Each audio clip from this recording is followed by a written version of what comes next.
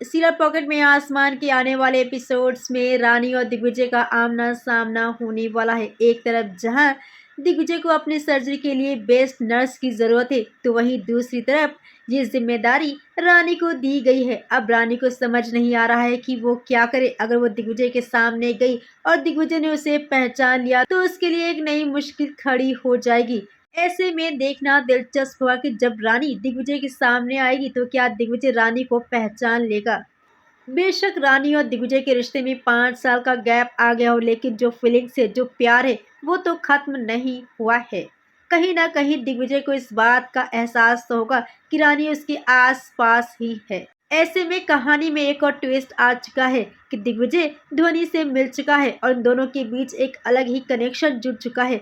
ऐसे में जब दिग्विजय के सामने ये सच आएगा कि ध्वनि उसकी बेटी है, तो जाहिर सी बात है कि रानी के लिए मुश्किलें तो खड़ी होगी ही।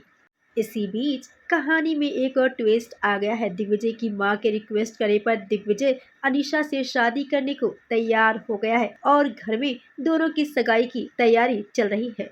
ऐसे में जब रानी के सामने ये सच आएगा कि दिग्विजय अनीशा से सगाई कर रहा है और दिग्विजय के सामने ये सच आएगा कि ध्वनि उसकी और रानी की बेटी है, तो कहानी में कौन सा महा ट्विस्ट आएगा, ये जानने के लिए हमारे साथ यूं ही जुड़े रहें। Thank you for watching.